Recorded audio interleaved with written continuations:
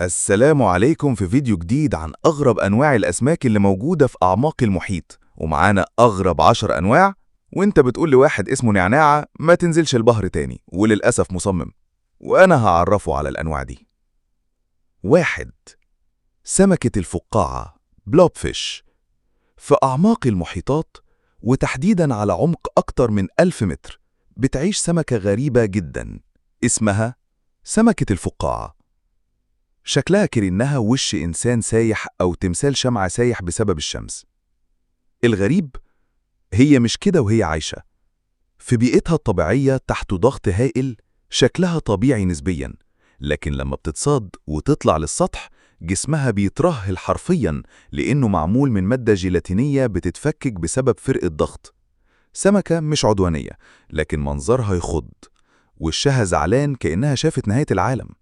حتى العلماء سموها أبشع كائن حي في العالم، وفعلا تستحق. 2. سمكة الأسد الأحمر ريد لاين فيش. أول ما تشوفها هتفتكر إنها رقصة نارية في البحر، زعنفها طويلة، ألوانها مبهرة من الأحمر والبرتقالي. بس ما تخدعكش، كل زعنفة فيها شوكة، وكل شوكة فيها سم قاتل. السمكة دي عدوانية وبتعيش في المياه الدافية، وأكبر مشكلة إنها بتنتشر بسرعة وبتاكل أي كائن قدامها. والأسوأ، مفيش كائنات بتصطادها. يعني هي مش بس سامة، دي غزاة بحرية. لسعتها ممكن تسبب ألم فظيع وتورم وصعوبة في التنفس. جمالها قاتل بمعنى الكلمة. 3. سمكة ستينجراي أو الراي. تخيل إنك بتغوص وشفت كائن شكله مسالم بيطير تحت المية كأنه فراشة البحر. ده الستينجراي. لكن المفاجأة، في ديله شوكة سامة ممكن تخترق الجلد. الستينجراي كان سبب في وفاة ستيف إيروين مستكشف الطبيعة المشهور، لما شوكته اخترقت صدره مباشرة. وده يورينا إن الكائن ده مش لعبة، لو داس عليه حد بالغلط ممكن يتحول لهجوم قاتل. 4. الباراكودا. أسنانها شبه الخنجر، وجسمها نحيف طويل ومرن. السرعة صاروخ مائي.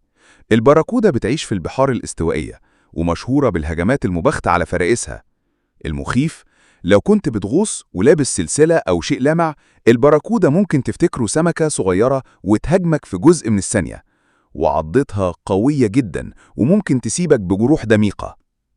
سمكة سريعة، مفترسة، ومفيش رحمة. 5. القرش العفريت. ده مش كائن من الأرض، ده كأنه خارج من فيلم رعب فضائي. القرش العفريت بيتميز بأنفه الطويل جدا، وجسمه شبه الشفاف، وفكه اللي بينط فجأة للأمام أثناء الصيد. لما يشوف الفريسة بيفتح بقه بسرعة خارقية، والفك بيخرج لقدام ويقفل عليها زي المصيدة.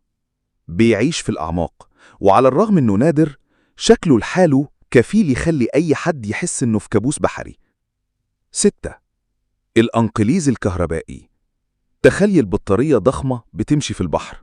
ده هو الأنقليز الكهربائي. بيعيش في أنهار أمريكا الجنوبية، وطوله ممكن يوصل لمترين. المفاجأة، بيقدر يولد كهرباء توصل ل 600 فولت، كفاية يصعق سمكة ويشلها فوراً. وبعض البشر اتعرضوا لصدمات قاتلة منه. والمخيف، ممكن يولد أكتر من صدمة متتالية، يعني مش بيهزر. لو قربت منه ممكن يكون آخر شيء تلمسه. 7. البيرانا. شكلها عادي، حجمها مش كبير، لكن هجومها جماعي ومميت. السمكة دي معروفة إنها بتاكل اللحم بسرعة جنونية، ولو اتجمع مجموعة منها على ضحية ممكن يخلصوا عليها في دقايق. عضتها قوية جدا بالنسبة لحجمها، وأسنانها حادة زي شفرة موس. بتعيش في الأمازون، وهناك بيخافوا منها أكتر من أي سمكة تانية. وعلى فكرة، في حوادث موثقة ببشر اتاكلوا جزئيا بسبب البيرانا. مش كائن عادي، دي ماكينة تقطيع بحرية. 8. القنديل. شفاف، رايق، بيهز جسمه كأنه بيرقص تحت المية. بس اوعى تلمسه. بعض أنواع القنديل زي البوكس جيليفيش سمه قاتل، وممكن يوقف القلب في أقل من دقيقتين. بيعيش في المياه الدافية، وبيمتد دراعه زي خيوط صيد. أول ما تلمس الجلد، السم بيدخل الجسم على طول. ملوش علاج سريع، ولو التعرض كان كبير ممكن يكون مميت. يعني بالرغم من جماله الشكلي، هو واحد من أخطر كائنات البحر.